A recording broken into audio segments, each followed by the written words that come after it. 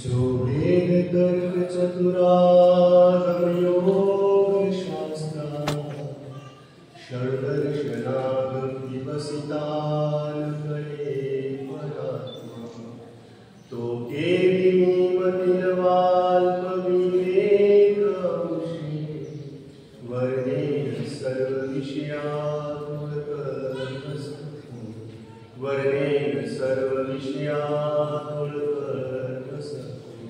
सर्वते श्री चक्रधर संख्येच्या मानाने जय घोषचा आवाज खूप कमी होता. आपण सर्वांनी सकाळी उठा काय घेतलेल्या एनर्जी बद्दल त्यामुळे एकदा पुनश्च सर्वते श्री चक्रधर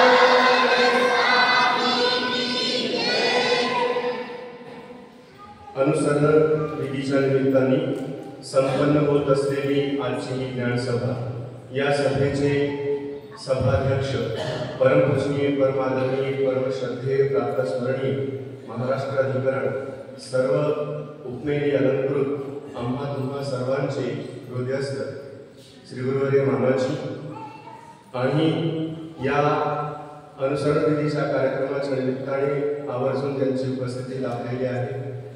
त्या केपानगर आश्रमाच्या संचालिका परमपूजनीय परमादरणीय तपस्विनी वंदनाताई पंजाबी आणि सभेत उपस्थित सर्व संत महंत तपस्विनी माता भगिनी आणि सर्व अच्युत गोत्रे आणि विशेषतः बालगोपाल.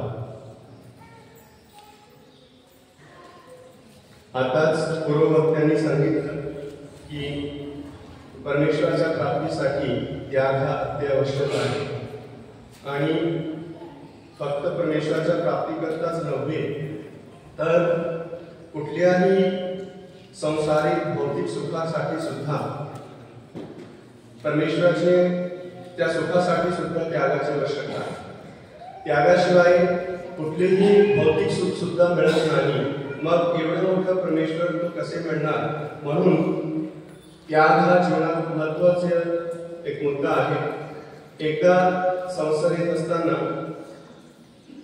अंबडला कैवल्यवासी गोविंददादा भोसले यांचा कैवल्यवास झाल्यानंतर ते मला अनुसरणाला काही गोष्टी निमित्त होते म्हणून अत्यावश्यक इथे जावं लागलं आणि जाताना मी एसटीने गेलो आणि माझ्या सीटजवळ एक 50-60च्या जवळपास वयातले एक ग्रस्त येऊन बसले. त्यांनी माझ्या अंगावरचे वस्त्र पाहिले. साधू आहेत म्हणून त्यांनी विचारलं की आपण असे वस्त्र का घातले. मग त्यांना सांगितलं की संन्यास घेतलेला आहे. संन्यास म्हणजे काय? म्हटलं संसाराचा परित्याग करून आम्ही ब्रह्मचर्य व्रताचा पालन करीत आमच्या स्वामीने सांगितलेल्या तत्वज्ञानाचा आम्ही आचरण करीत असतो. म्हणजे संसाराचा त्याग का करावा लागलं? तुम्हाला घरी बसल्यावर परमेश्वर प्राप्त करता येत नव्हतं का घरी बसल्यावर परमेश्वर प्राप्त होत नाही का? मी त्यांना प्रश्न विचारला की आपलं लग्न झालेलं आहे. ते म्हणजे हो. 60 वर्षाच्या लग्न झालेल्या त्याच्यात काय विचारायचं? म्हटलं मुलं 2 मुली आहेत. मग घरी आहेत का?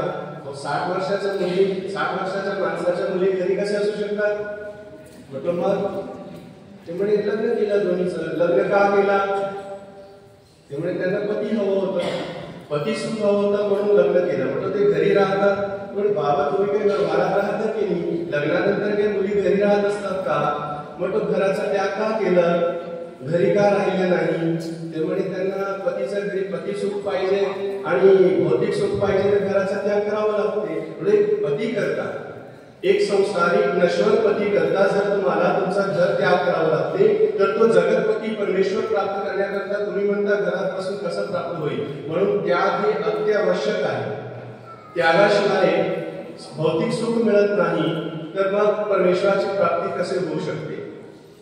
परंतु आम्ही जी ग्रस्त मंडळी आहे ती भौतिक सुखाला प्राप्त करण्याकरता त्यांना जोडण्याकरता संपूर्ण आयुष्य घालवतो आणि ते नाशिवंत सुख जे आपण संपूर्ण जीवन लावतो, आपला पूर्ण जन्म लावतो एखादं घर तयार करण्याकरता, आणि तो घर एखाद्या सुनामी लाटांनी एका मिनिटामध्ये विध्वंस होऊन जातो. म्हणून एका कवीनी सांगितलेलं आहे की आमचे हे जे कष्ट आहे हे कसे आहे, म्हणजे उन्हें कामयाबी में सुकून नजर आया और वो दौड़ते रहे. उन्हें कामयाबी में सुकून नजर आया और वो दौड़ते गए. हमें सुकून में कामयाबी नजर आई, हमें सुकून में कामयाबी नजर आई और हम ठहर गए. ख्वाहिशों के बोझ में तू बशर ये क्या कर रहा है. ख्वाहिश मतलब इच्छा, म्हणजे इच्छा. ख्वाहिशों के बोझ में तू बशर कवीचं नाव आहे. ये क्या कर रहा है. इतना तो जीना भी नहीं है जितना तू मर रहा है. इतना तो जीना भी नहीं है.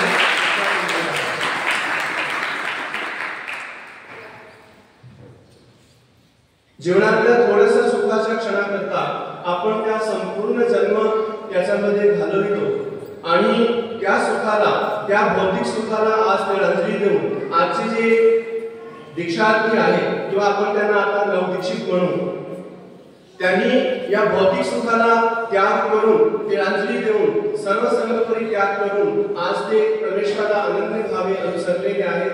त्या संन्यास धर्माकडे त्यांनी आज पदार्पण केलेलं आहे. मी नेहमी सांगत असतो, संन्यास म्हणजे हा एक युद्ध आहे. संन्यास म्हणजे सोपा नाही. संन्यास हा एक युद्ध आहे आणि तो युद्ध म्हणजे आपल्याला जीवात्म्याच्या या प्रापंचिक सुखाची या किंवा जे स्वामींनी त्याग सांगितलेला आहे रागादी षटकाचा, राग द्वेष काम क्रोध मद मत्सर याचा त्याग, याची नावे संन्यास की बाई स्वामींनी सांगितलेलं आहे. त्या रागादी षटकाचा त्याग करणे म्हणजे हा खरा संन्यास आहे. वस्त्र धारणे ही एक प्रकारची दीक्षा आहे. आपण आपल्याला एक प्रकारे नियमित करून घेतलं, आपल्याला एका नियमामध्ये बांधून घेतलं की आजपासून आम्ही दुसऱ्या रंगाचे वस्त्र घालणार नाही. परंतु संन्यास मात्र पूर्णपणे झाला नाही. संन्यास तेव्हाच आहे ज्यावेळेस रागादी षटकाचा परित्याग करतो. आणि राग म्हणजे आवडी आणि द्वेष म्हणजे अनावडी. त्यालाच दुसऱ्या अर्थात म्हणू की राग म्हणजे ममता आणि द्वेष म्हणजे एक प्रकारचा अभिमान. श्री उद्धव गीतेमध्ये आचार्य श्री भास्कर भट गोरेकर म्हणतात, खरं संन्यास म्हणून कशाला म्हणायचं. संन्यास खऱ्या अर्थाने काय आहे, जिथे मी आणि माझेपण विसरले जयाचे अंतकरण, मी आणि माझेपण विसरले जयाचे अंतकरण, पार्थ तो खरा संन्यासी जाण निरंतर, पार्थ तो खरा संन्यासी जाण निरंतर. ज्यांनी मी आणि माझेपण, कारण हे दोनच गोष्टी आहेत दुःखाला कारणीभूत. मी आणि माझा, ज्यावेळेस मीला धक्का लागतो किंवा माझ्याला धक्का लागतो त्यावेळेस आपल्या मधला जे अहंकार असतो तो जागृत होतो, किंवा मी माझ्याला काही झालं तर ममता उत्पन्न होते. म्हणून या रागादी षटकाचा परित्याग करणे हे खऱ्या अर्थाने संन्यास आहे. आज आपण पाहतो की संसारामध्ये महिला सुद्धा कुठल्याही गोष्टीला मागे नाही.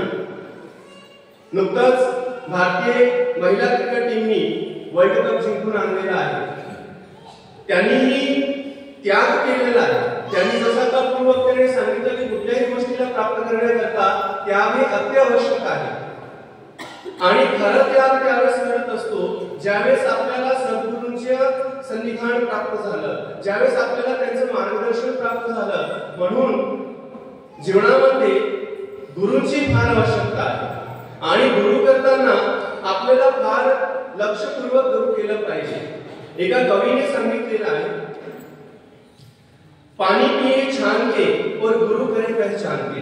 भलत्या सत्याला गुरु करू नका, कारण गुरु हा मार्गदर्शक आहे. जर त्याचाच मार्ग चुकलेला असेल, तोच जर वाटचाल चुकली, त्याची वाटचाल चुकलेली असेल तर आपणही त्यांना अनुलक्ष करून चालतो.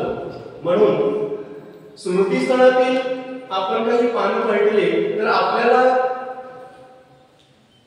लुखाईसा नावाच्या एक सद्ग्रस्त ज्यांना आचार्यासारखे उत्तम गुरु लाभले, आचार्याकडून त्यांचं नामोपदेश झालं आणि त्यानंतर ते अधूनमधून आचार्यांकडे जात होत्या, काही शास्त्र श्रवण केलं, त्यामुळे या संसाराची नश्वरता त्यांच्या लक्षात आली की या संसारामध्ये काहीच धरलेलं नाही.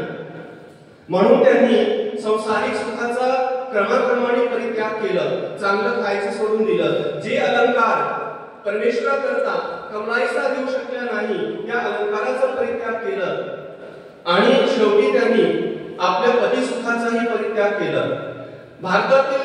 भारताच्या इतिहासातील ही पहिली एक स्त्री असेल की ज्यांनी स्वयं आपल्या पतीकरता एक मुलगी शोधून आणली आणि आपल्या पतीचं लग्न त्यांच्या सोबत लावून दिलं. आता त्या एकदम विरक्त झालेल्या होत्या. त्या दिवसभर नदीकडे जायचे स्नानाच्या निमित्ताने आणि तिथे आपलं अनुष्ठान करायचं, जपतप करायचं. असे करत असताना त्यांच्या मनामध्ये एक दिवस या संसारातून पूर्णपणे विरमता उत्पन्न झाली आणि त्या तशाच निंब्याला आचार्यांच्या भेटीला निघाल्या आणि त्यांनी आचार्यांना सांगितलं की मी आज पूर्ण निष्ठेने आलेले आहे आणि मी या संसाराचा परित्याग करून मला अनुसरण घ्यायचं आहे. आचार्यांना त्यांची पूर्ण सर्व माहिती होती. जर की आचार्यांनी स्मृतीस्थळात सांगितलेलं आहे की मी लहान बाळाच्या स्त्रीना आणि पती असलेल्या स्त्रीना लवकर संन्यास देत नाही, परंतु या लुकाईसाबद्दल त्यांना सर्व माहिती होती. म्हणून आचार्याने त्याच दिवशी त्यांना अनुसरण दिलं आणि काही बाया सोबत देऊन त्यांना सिद्धपुरला पाठवलं.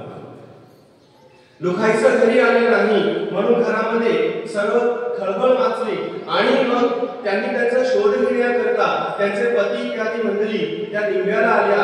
आचार्याने विचारलं लुकाईसा इथे आली असेल. आचार्य म्हणतात नाही, तुम्हाला विश्वास नसेल तर तुम्ही शोधून घ्या. ते निराश होऊन परत गेले आणि त्या लुकाईसेनी ज्या आचार्याकडून जे शास्त्र श्रवण केलेलं होतं त्या शास्त्राप्रमाणे त्यांनी कडक आचरण केलं आणि उत्तम वैराग्य करून त्यांनी एका वर्षामध्ये आपला देह असा झिजून टाकलं की कटमकटी माणूस झाल्या आणि मग वर्षा उपरांत त्या पुनश्च आचार्यांकडे आल्या आणि आचार्याने त्यांचं उत्तम आचरण पाहून आचार्य सुद्धा प्रसन्न झाले आणि आचार्य म्हटलं लुकाईसा तुम्हाला एक काम करावं लागेल.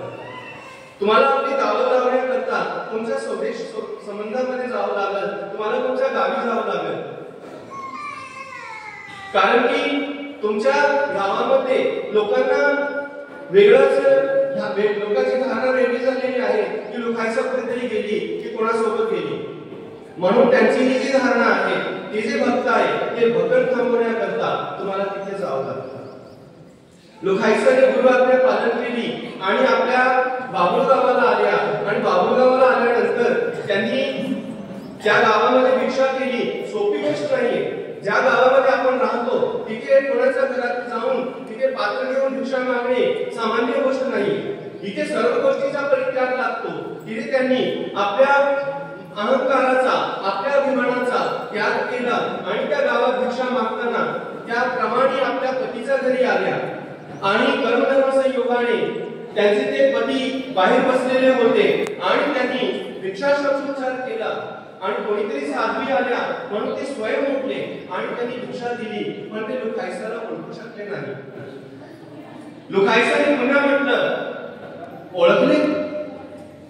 मग त्यांनी निरखून पाहिलं, अरे हे तर आपल्या पूर्वाश्रमाच्या पत्नी आहे. म्हणून त्यांनी पुनश्च दंडवत केला आणि हा ओळखले.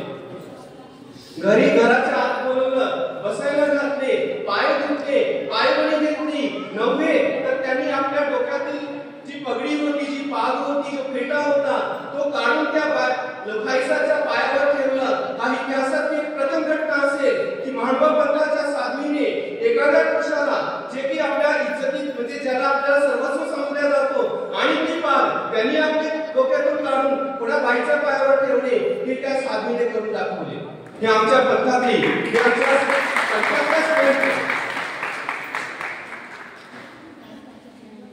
आणि ते त्यांच्या आचरणाला टोकले.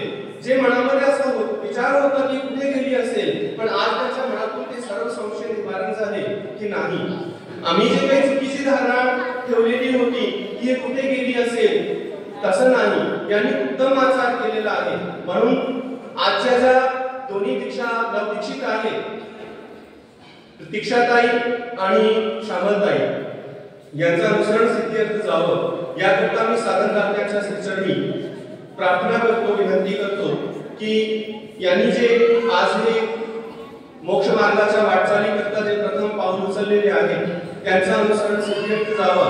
जाता जाताना ज्या सद्गुरूंच्या मार्गदर्शनाने यांनी इथपर्यंत पोहोचण्याचे कार्य केले त्यांच्या चरणी मी 2 शब्द म्हणू इच्छितो. गुमनामी के अंधेरे में था, गुमनामी के अंधेरे में था, पहचान बना दिया. गुमनामी के अंधेरे में था, पहचान बना दिया. दुनिया के गम से मुझे अनजान बना दिया. प्रभु की ऐसी कृपा हुई कि मामा जी ने हमें एक अच्छा इंसान बना दिया. मामा जी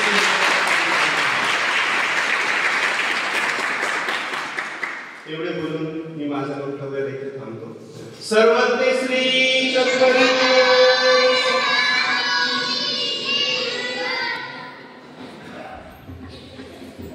धन्यवाद दादाजी. दादाजींनी अतिशय अनमोल विचार आपल्याला प्रदान केले, त्याबद्दल दादाजींची पुनश्च एकदा टाळ्याच्या गजरामध्ये आपण स्वागत करू. तुम्ही असं म्हणतात, कोई ना साथी तेरा साथ निभाएगा, कोई ना साथी तेरा साथ निभाएगा, छोड़कर संसार जब तू जाएगा. तूने प्रभु का भजन किया ना सत्संग किया 2 घड़ियां. तूने प्रभु का भजन किया ना सत्संग किया 2 घड़ियां. यमदूत पकड़कर तुझको डालेंगे हथकड़ियां. यमदूत पकड़कर तुझको डालेंगे हथकड़ियां. कौन छुड़ाएगा तुझको, कौन छुड़ाएगा तुझको, कोई न साथी तेरा साथ निभाएगा. छोड़कर संसार जब तू जाएगा, छोड़कर संसार जब तू जाएगा.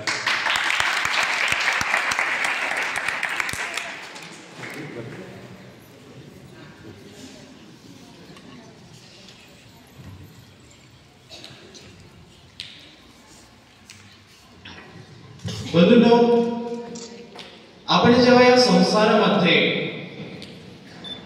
वावरत असतो त्यावेळेस आपल्याला लक्षात येतं की शेवट समयाला आपल्या सोबत कोणीच नसतं. कुठेतरी प्रभूचं चिंतन, देवाचं नामस्मरण आपण केलेलं असतं, तेच आपल्याला त्यावेळेस आठवत असतं. आणि म्हणूनच शेवट समय म्हणजे शेवटचा वेळ म्हणजेच अंत समय जेव्हा आपला येतो त्यावेळेस आपल्याला आठवतं की या संसारामध्ये राहून आपण कमवलं काय. घर, दार, संपत्ती, वैभव हे सर्व इथंच राहणार आहे, आपल्या सोबत काय येणार आहे. आणि हा विचार जेव्हा आपल्या लक्षात येतो, हे जेव्हा विचार आपल्याला आठवतात, हे सर्व आपल्या डोळ्यासमोर जेव्हा तरळतं त्यावेळेस आपल्याला कळतं की आपण या संसारामध्ये राहून कमवलं काहीच नाही. आणि म्हणूनच त्यांनी म्हटलं आहे कि कोई ना साथी तेरा साथ निभाएगा, छोड़कर संसार जब तू जाएगा. बंधूंनो, विद्वत्ता म्हटली की प्रखरता, प्राज्वल्यता, कणखरता असे आपण संबोधन करत असतो. परंतु विद्वत्ता ही किती शीतल आणि सुंदर असू शकते हे ज्यांच्याकडे पाहिल्यानंतर, ज्यांच्या सन्निधानात राहिल्यानंतर आपल्याला लक्षात येते. असे मम गुरुवर्य अध्यक्ष, आजच्या धर्मसभेचे अध्यक्ष मम गुरुवर्य आचार्य श्री मामाजी आपले अध्यक्षीय विचार यानंतर आपल्याला प्रदान करणार आहेत, ज्याची आपण आतुरतेने वाट पाहत आहोत. म्हणून या संपूर्ण धर्मसभेचे अध्यक्ष मम गुरुवर्य आचार्य श्री मामाजींना मी विनंती करतो की त्यांनी आपले अनमोल विचार आणि शुभाशीर्वाद, शुभचिंतन आम्हा सर्वांना प्रदान करावे. आणि पुनश्च एकदा आजचे जे दीक्षार्थी आहेत त्यांचे अनुसरण साधनदाता सर्वज्ञ श्री चक्रधर प्रभू स्वीकारत घेतील आणि पूर्णत्वास नेतील अशी प्रार्थना मी साधनदाता सर्वज्ञ श्री चक्रधर प्रभू चरणी करतो. आणि इथून पुढचे सूत्र या धर्मसभेचे अध्यक्ष गुरुवर्य आचार्य श्री मामाजींच्या चरणी समर्पित करतो. सर्वज्ञ श्री चक्रधर स्वामी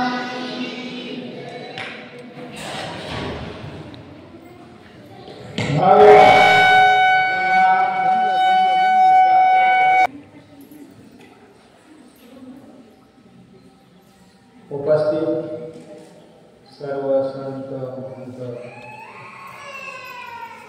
दीक्षित माता भगिनी, सद्भक्त आणि त्या मायाबाई आणि बालगोपाळ, आमचे बालगोपाळ बघितले का जवळ कसे शांत बसले, माझ्या मनातून गाठ्या घेतलेले आहे, स्मरण करताय. लोकांना कळलं पाहिजे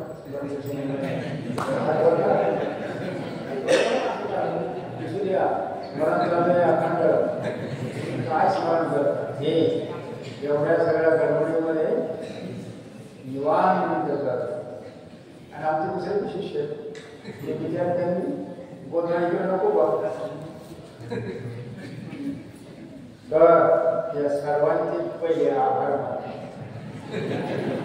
तुमच्या बरोबर त्यांनी आपले चांगले व्याख्यान वगैरे होऊ दे. चांगलं मुख्य मुद्दा आज ज्यांची संन्यास दीक्षा झाली आहे त्या प्रतीक्षात यांचं नाव पहिलेच प्रतीक्षात ठेवलेलं आहे. पुढील असून ही अनुसरण घेतल्यानंतर त्या केल्यानंतर प्रतीक्षा ती कशाची प्रतीक्षा करतात. प्रतीक्षा करण्याची वाट ती परमेश्वर प्राप्तीची, परमेश्वर स्मरणाची, परमेश्वराची प्रतीक्षा करतात. म्हणून त्याला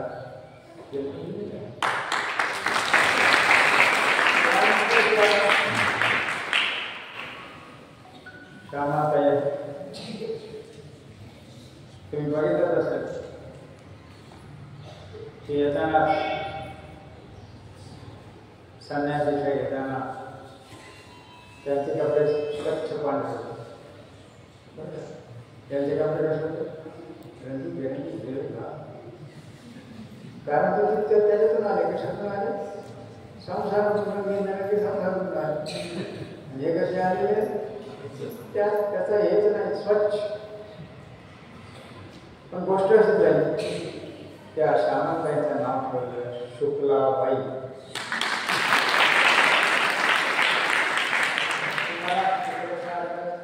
माहिती आहे, अर्थच माहिती आहे. शुक्ल म्हणजे पांढरा, शुक्लचा अर्थ निर्मळ, स्वच्छ, शुद्ध. हे पण आहे. ते आता लगेच शुद्ध झालेले आहे. शुद्ध हे नाव जेवढ्या अनुसार घेतले म्हणजे याचा अर्थ शुद्ध झालेले. तर अशा मुभाईकांचं परमेश्वर अनुसरण स्वीकार करतीलच आणि आपला पण समज द्यायला देव अशी परमेश्वर चरणी प्रार्थना करतो. आणि पूर्ववक्ते सर्वांनी जादाविषयी तुम्हाला खूपशी माहिती दिली आहे. ते माहिती देत राहतात आणि आम्ही माझ्या दुसऱ्या दिले मग आमच्यावर काही परिणाम होत. आम्ही तसेच आम्ही घेत नाही, घेतच नाही. एवढं कशाला जे घेण्याला करतात आहे, घेणारच आहे ते पण घेत नाही. मग असे त्यांच्याविषयी ही अपेक्षा ठेवून मी आपले विचार मांडतो की हे नेमक्या वेळेवर गोष्ट साधणे याला पण नाहीतर मग वेळ टळून जाते आणि मग होतं ते काही फायदा होत गेले. ज्याप्रमाणे टीकेमध्ये सांगितलेलं आहे की भूमी उदार आणि देव याचा योग झालेला आहे. मोठा मोहरीची कोंब निघतो. तुम्ही भलत्याच काळाला, भलत्याच जगाला, भलत्याच काही जगाला तर काही फायदा नाही. नाहीतर मग आहे आमचे पुष्कळ शिष्य शिकले अरे पण दीक्षा घेऊन करतात का काही मार्गाची सेवा करतात का तिथे काही नाही पुढच्या मार्गाने आमची सेवा करतात अशा स्थितीत मग याने अनुसरण घेऊन काय खायचं मार्गाला त्रास द्यायचा का मार्गाला त्रास कमी करायचा अशा ते हे प्रकार आहे म्हणून योग्य वेळही माणसाने वेळ काढली त्याचा काही उपयोग होत नाही तर अशी नेमकी वेळ साधण्याकरता काय करावं लागतं त्याला त्याच्याकरता हुशारी लागते वेळीच ती गोष्ट केली पाहिजे म्हणून हुशारी लागते म्हणजे चतुरता हवी काय पहिली गोष्ट ती भरोसा त्या वचनात सांगितलं सोडी सोडी देहाचा काय तुमचा भरोसा नाही तुमच्या नातेवाईकांचा भरोसा नाही कोणाचा भरोसा नाही आई बापाचा नाही मुला मुलींचा नाही शिष्य शिक्षकांचा नाही भरोसा ते सांगितलं तुम्हाला माहिती असं आहे म्हणून तुम्हाला जर सगळ्यात भरोसा नाही असं दिसतंय कशाला एवढं लागणार घालून राहिलेले वेळ साधना करून पण घ्यायची त्या वेळेवर करायचं जे तुम्हाला करायचं आहे अनुसरण घ्यायचं आहे शिक्षा घ्यायची ती करा की तर एवढं वेळेचं महत्व का तुम्हाला कल्पना जी आहे शिकेमध्ये सांगितलेलं आहे की जो जाऊ सर्व जीच वेळ तुमच्या तिकडची आहे संसाराची तीच वेळ समजायची तुम्ही आपले मरेल मुळी गाय भगवान ध्यान अशा प्रकारचं तुमचं सगळं झालं तर मग आता मार्गात झालं असं झालं नाही पाहिजे तर तुम्ही काहीतरी मिळवलं नाही मग ते घालवलं म्हणा पाहिजे त्या मार्गात झालं तर दुसरं मग त्याच्याकरता वेळ साधन एक सद्भक्त होते ते आता दीक्षित झालेले तर त्याने विचार केला आपण ईश्वरामध्ये भेटायला होणार आहोत त्याच्या पहिले आपण शोध घेऊ नोकरीमध्ये स्वेच्छानिवृत्ती करू अनुसार त्या पूर्वीच बराच वर्षाबरोबर त्याच्या पत्नींना झाला कॅन्सर आणि ती पत्नी जी होती ती आलेली दुसऱ्या संप्रदाय जसे भारतीय संप्रदाय पंजाब आर्य समाजी संप्रदाय आमचे धर्मी संप्रदाय त्या संप्रदायातून आले त्यामुळं पहिले तर त्यांच्या आई बाबाला म्हणजे सासऱ्यांना तिकडे वगैरे वगैरे त्यांना गोष्ट पडत नव्हती म्हणजे कुठे जाऊन भावाच्या घरात पडले बघणारे भावाला ते भावणारे तिकडं म्हणतात की पंजाबच्या असला भिक्की पूजा पंजाबी मध्ये म्हणतात भिक्की म्हणजे खडी पाषाण पूजा करणारे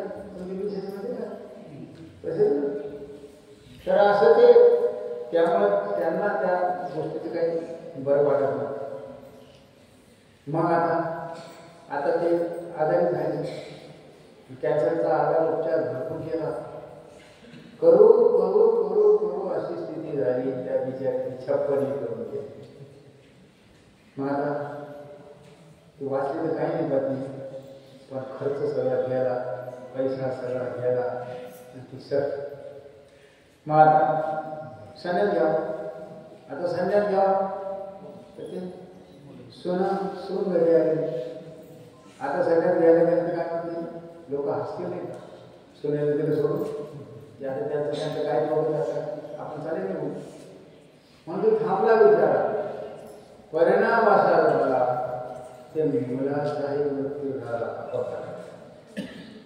मग आता सुनेल होते व्यवहार काही सोडून थांबले बापा.